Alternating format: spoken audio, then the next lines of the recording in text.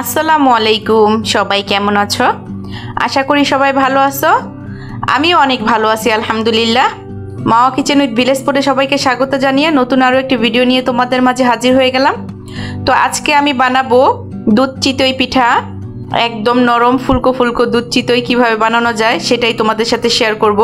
তো এখানে আমি দুধ নিয়ে নিয়েছি 1.5 কেজি পরিমাণ, আর এটাকে শুকিয়ে নিচ্ছি। আর এইদিকে আমি শিরাটাও একদম কমপ্লিট করে রাখছি। প্রায় আমি 1 পাতিল পরিমাণ পানির মধ্যে গুড় দিয়ে দিছি, আর এটাকে শুকিয়ে এতটুকু করে নিচ্ছি। এই যে দেখো, আর এটার মধ্যে আমি গুড় ব্যবহার করছি আর সামান্য চিনিও ব্যবহার করছি, কারণ একদম লাল লাল পিঠার কালার হলে তেমন একটা ভালো লাগবে না, এই জন্য। আর এইদিকে আমার শাশুড়ি একটা খোলা বসাই দিচ্ছে। আর এখানে এই গোলাটা কিভাবে করে এটা জানানোর মতো কিছুই নেই, কারণ তোমরা মোটামুটি সবাই এরকম গোলা করতে পারো। আর এটার মধ্যে তো শুধু একমাত্র লবণ ছাড়া আর কিছুই দেওয়া হয় নাই। আর আমি কিন্তু এই পিঠাটার মধ্যে মানে এই গোলাটার মধ্যে 1 ফোঁটাও বেকিং সোডা বা খাওয়ার সোডা ব্যবহার করি নাই, কারণ বেকিং সোডা বা খাওয়ার সোডা দিলে পিঠাটা কাদা কাদা লাগে আর খেতে ভালো লাগে না, তাই একটু ব্যবহার করিনি। আর দেখো পিঠাগুলো কত সুন্দর ফুলকো ফুলকো হয়েছে। আর এই পিঠাটা আমার শাশুড়ি খুব ভালো বানাতে পারে, যার কারণে আমার বাবা প্রত্যেক বছর এই শীতের দিনে এই পিঠাটা খাওয়ার জন্য আমার বাসায় বেড়াতে আসে। এই যে দেখো কত সুন্দর হয়েছে পিঠাটা। তো যাই হোক, 1 খোলা হয়ে গেছে। আমার শাশুড়ি একটা কাপড়ের সাহায্যে খোলাটা মুছে নিছে। আর এখানে একটা এই কলা গাছের এটাকে কি বলে, এটা দিয়ে আবার একটু সুন্দর করে তেল দিয়ে ব্রাশ করে নিচ্ছে আর কি। তো আবার আরেক খোলা দিয়ে দিল।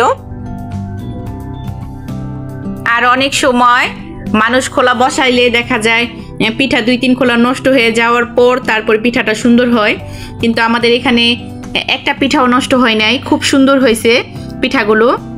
এই যে দেখো, মা এখানে 2-3 খোলা পিঠা উঠাইছে। এই যে দেখো পিঠাগুলো কত সুন্দর নরম তুলতুলে আর একদম ফুলকো ফুলকো হয়েছে, দেখলেই বোঝা যাচ্ছে। এই যে দেখো, এরকম ছিদ্র ছিদ্র হলে বোঝা যাবে যে এই পিঠাটা শিরার মধ্যে দিলে খুব সুন্দর ফুলবে। এই যে দেখো প্রত্যেকটা পিঠা মাশাআল্লাহ অনেক সুন্দর হয়েছে। তো আমি এই পিঠাগুলো এবার শিরার মধ্যে ডুবিয়ে দেবো আর কি। আমার শিরাটা তো আগে থেকেই কমপ্লিট। তো এই যে দেখো, আমি এখানে শিরার মধ্যে সবগুলো পিঠা দিয়ে দিচ্ছি। আর একটা জিনিস খেয়াল করো, এই পিঠাগুলো যদি ফুলকো ফুলকো না হতো, অবশ্যই পিঠাগুলো এই শিরার মধ্যে একদম ডুবে যেত। এগুলো এত ফুলা ফুলা হয়েছে বিধায় পিঠাগুলো একদম উপরে ভেসে উঠছে আর কি। তো দেখো, আমি এখানে সবগুলো পিঠাই দিয়ে দিলাম। তো এইদিকে মা আরও 2-3 খোলা পিঠা উঠাইছে, 2 খোলা। তো এগুলো আমি এখন শিরার মধ্যে দিয়ে দেব। তো এই পিঠাগুলো আমি দিয়ে দিচ্ছি।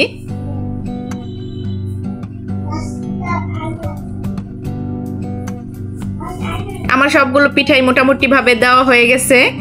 এবার আমি এই পর্যায়ে এসে দিয়ে দেব আগে থেকে জাল করা দুধ।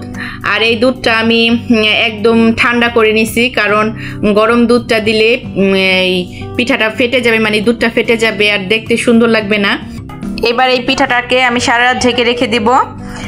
সকালবেলা দেখি পিঠাটা কেমন হয়েছে। আর এটা হচ্ছে গতকাল রাতের ভিডিও, কারণ এই পিঠাগুলো সচরাচর সবাই রাতেই বানায়, এজন্য আমি রাতে তৈরি করছি। তো সকাল হয়ে গেছে, এবার দেখা যাক পিঠাগুলো কেমন হয়েছে আর কেমন ফুলকো ফুলকো হয়েছে। এবার একটা পাত্রে আমি পিঠাগুলো ঢেলে নিচ্ছি। এই যে দেখো পিঠাগুলো কত সুন্দর হয়েছে আর কতটা ফুলছে, তোমরা দেখে অবশ্যই বুঝতে পারছো যে পিঠাগুলো কত সুন্দর। আর এই পিঠাগুলোর মধ্যে 1 ফোঁটাও কোনো বেকিং সোডা বা খাওয়ার সোডা ব্যবহার করা হয় নাই, কারণ কোনো সোডা ব্যবহার করলে পিঠাগুলো ভেঙে যাইতো। তো দেখো, আমার এই পিঠাগুলো তোমরা অবশ্যই বাসায় এরকমভাবে ট্রাই করবে, দেখবে খেতে অসম্ভব মজা লাগে। তো আমার এই ভিডিওটা তোমাদের কেমন লাগছে, পিঠার রেসিপিটা অবশ্যই কমেন্ট করে জানাবে, আর একটা অবশ্যই লাইক করবে। তো আজকে এই পর্যন্তই। সবাই ভালো থাকো, সুস্থ থাকো, আল্লাহ হাফেজ।